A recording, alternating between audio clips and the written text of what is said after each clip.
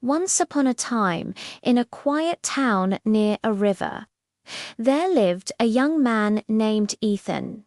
Ethan was kind and hard-working, but his mind was never at rest.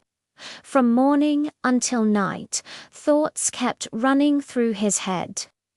He thought about words he had spoken in the past. He worried about mistakes he had made years ago. He imagined problems that might come in the future. Because of this, Ethan felt tired all the time. Even when he sat quietly, his mind was noisy. At night, his body lay on the bed, but his thoughts stayed awake. Slowly, overthinking stole his peace. One day, Ethan heard about an old man who lived alone near the riverbank. People said the old man understood the human mind very well. They said he helped many people who felt lost inside. With a little hope in his heart, Ethan decided to visit him. After walking for a long time, Ethan reached a small wooden hut. The old man was sitting outside, watching the river flow. Ethan bowed respectfully and said, "Sir, my mind never stops thinking.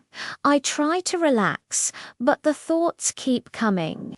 Please tell me how to stop overthinking." The old man looked at him calmly and smiled. Without saying much, he stood up and picked up a small stone.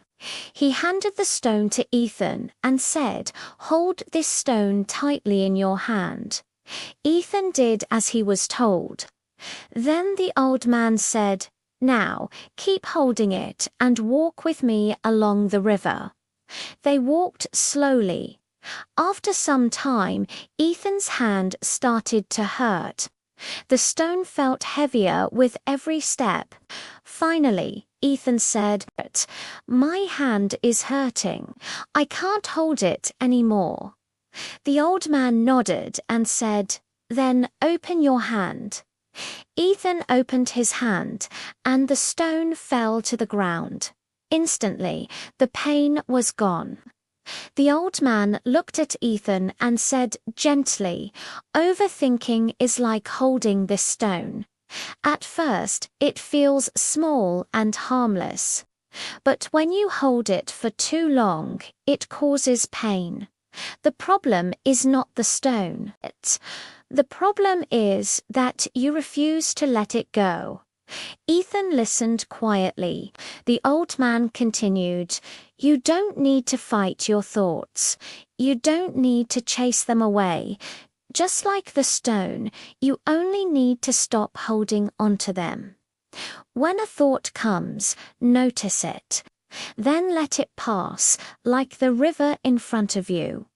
Ethan looked at the flowing water. For the first time in a long while, his breathing became slow and steady.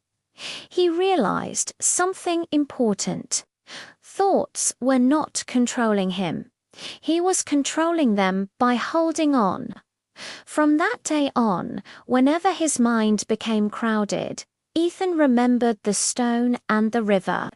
Slowly, his mind became lighter. The noise inside him grew quieter.